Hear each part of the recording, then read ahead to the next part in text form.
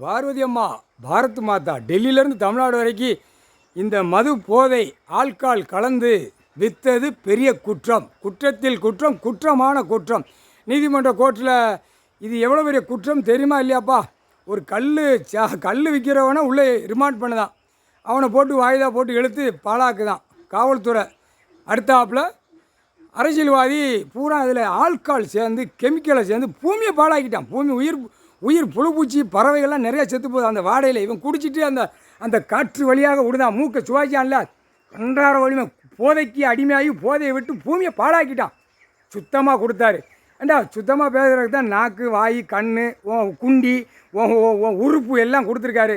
எல்லாம் கழுவி தானடா போறிய அரியட்ட முட்டா ஆணும் பெண்ணும். எப்படி பார்வதியம்மா ஆதியில் மானிட பிறவி நானே சொல்லுவேன்.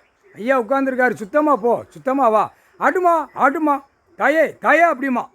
எப்படி ஆதியில் இருந்தவன் ஆதியில் அப்படியே தலையை நிமிந்து பேச மாட்டான். எங்கள் ரெண்டு பேர்த்த பார்த்தா ஈஸ்வரனும் ஈஸ்வரியும் பரமசிவனும் பார்வதியை நாங்கள் இந்த கணக்கில் உட்காந்துருக்கல தலையை நிமிரமா, தலையா மானிட பிறவி அப்படியே குனிஞ்ச மானைக்கு கேள்வி வைப்பான். அதுவும் 1 கிலோமீட்டர் தள்ளி பதில் பேசுவான். ஏண்டா மானிடத்தில் பூமியில் வந்து இறங்கி உட்காந்து இவ்வளோ கணக்கு போடுறாரு, நீதிமன்றம் கோர்ட்டுன்னு கணக்கு ஏன் வரலையா அப்படிங்காரு, வரணும் அப்படிங்காரு. இது எவ்வளோ பெரிய பாயிண்ட்டு, தப்பு பாயிண்ட் அப்படிங்கார். அப்போ உள்ள அவன் தப்புக்கு ஆடுறதுக்கு நான் கோர்ட்டில் கொடுத்துருக்கானா அப்படின்ட்டார் நீதிமான். நீதித்துறை தப்புக்கு ஆடுறதுக்கு நான் கொடுத்துருக்கானா? ஒரு அரசியல்வாதி, ஒரு எம்எல்ஏ, எம்பி, மந்திரி, முதலமைச்சர் வரைக்கும் நூற்றுக்கணக்கான மேலே வழக்கு ஓடிக்கிட்டு இருக்கு. அப்போ இந்த வழக்கை முடிக்கணும்ல, உள்ளதுக்கு போடணும்ல. அப்போ என்ன ஏதா அப்போ எல்லாமே ஒன்றோட பேசி நிற்கலான்னு ஒரு முற்றுப்புள்ளி வைக்கார். அவர் கணக்கு மாற்றி அடிப்பார், மாற்றி கொடுப்பார், உள்குத்து குத்துவார். கடவுள் ஒன்று தான் அந்த கணக்கு போடுவார். முக்கால் சத்தியம், புரிஞ்சுக்கப்பா.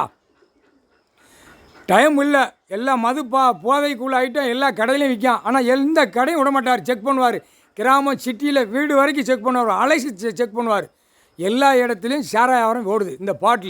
இந்த பாட்டிலுக்கும் கல் செக் பண்ணு, இந்த மது போதையும் செக் பண்ணு. கல் விற்கான்ல, கல் விற்கிறவனுக்கு என்ன தண்டனை, சாராயம் விற்கிறவனுக்கு என்ன தண்டனை, இது இரண்டையும் செக் பண்ணப்பா. இது எவ்வளோ பெரிய தப்பு. ரெண்டுமே போதை ஐட்டம் தான், ஆனால் செக் பண்ணு அப்படிங்கார். கோர்ட்டிலேருந்து செக் பண்ணாமல் ஏன் விட்ட? அப்போ இது எல்லா அதிகாரிகளுக்கும் உடந்து இந்த வேலை செய்து கொடுத்துருக்கானா?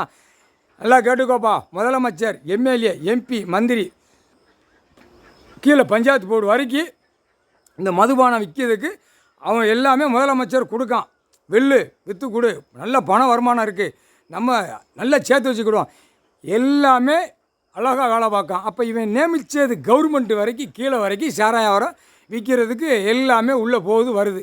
இப்போ இது என்னப்பா ஒரு காவல்துறை போட்டிருக்க, இதை கண்டுபிடிக்க முடியாதா? எப்படி வண்டியை ஏகப்பட்ட வண்டி போகுது, 4 வீலர் 2 வீலர் ஜங்கி பார்க்க உள்ளே என்ன போகுது, ஆமினி வண்டி போகுது, லாரி போகுது, என்னென்ன உள்ளே போகுதுன்னு தெரியுமா? தெரியாது. எல்லாமே மோசத்தில் 2ஆம் நம்பருக்கு தான் லோடுகள் போகுது வருது. அந்த காலத்தில் மாட்டு வண்டியில் அடிப்பான், சுத்தமாக தூயமாக போவோம், விவசாயத்தில் உள்ளது. இப்போ எல்லாம் திருச்சி 2ஆம் நம்பருக்கு எல்லாம் ஓடுது. சாப்பாட்டு உணவு சுத்தமாக கொடுத்து உயிர் வாழ்வை கொடுத்துருக்காரு. இருக்கிற இடம் ஆடை, இந்த 3 தான். நான் இதை திருச்சியை நான் கொடுக்கல அப்படின்ட்டார். ஆனால் கணக்கு எடுக்காரு, கணக்கை எல்லாம் ஒப்படைக்க பாருப்பா சீக்கிரமாக நீதிமன்ற கோர்ட்டார் எல்லாமே கணக்கு கொடுக்காரு. இப்போ கடைகள், பலசர கடை, காய்கறி கடை கூட வச்சுருப்பான். கிராமத்துக்கு உள்ள சின்ன கடை வச்சுருப்பான். அவனும் பாட்டில் வச்சுருக்கான். காய்கறி கடை, மளிகை சாமான் கடை, அடுத்தாப்புல ஜவுளி கடையில் 1000 ரூபாய்க்கு எடுத்தால் 5 பாட்டில் கொடுக்கான். அங்கிட்டு மறைச்சி நின்று 1 லட்சத்துக்கு எடுத்தால் 50 பாட்டில் கொடுக்கான். அப்போ ஜவுளி கடையை முடிக்கணும்ல.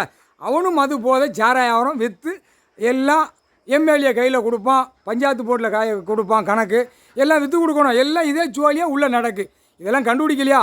இது யார் கண்டுபிடிப்பா? காவல்துறை. எப்படி அவன் சம்பளம் வேணும்லப்பா. காவல்துறைக்கு வேணும், எம்எல்ஏவுக்கு சம்பளம் வேணும், எம்பிக்கு சம்பளம் வேணும், மந்திரிக்கு சம்பளம் வேணும், முதலமைச்சருக்கு சம்பளம் வேணும், அடுத்தாப்புல தாசில்தார், விஓ, கலெக்டருக்கு சம்பளம் வேணும், பத்திர வென்றுக்கு சம்பளம் வேணும், அடுத்தாப்புல பத்திர பதிவாளர், சாட்சி கையெழுத்து போடுறவன் சார்பாளர், அவனுக்கு சம்பளம் வேணும். எல்லாம் அனைத்து உள்ளவனும் சம்பளம் வேணும்ல. மாதந்தோறும் ஆன்லைனில் ஏற்றணும்லப்பா. 1 லட்சம், 1.5 லட்சம், 50,000, 30,000 சம்பளம் ஏற்றணும்ல. அப்போ அந்த மது போதை சாராயத்தை விற்றா தான் கட்ட முடியும். எல்லா தப்புக்கு மேலே தப்பு நடந்துக்கிட்டு இருக்கு. இன்னும் கணக்கு கேட்காம உட்காந்துக்கிட்டு இருந்தீங்கன்னா என்னப்பா அர்த்தம்? அவன் போட்ட வழக்கு ஆடிக்கிட்டு இருக்க முடியுமா? வழக்கறிஞர்கள் எல்லாம் நுப்பாட்டு அப்படின்ட்டார்.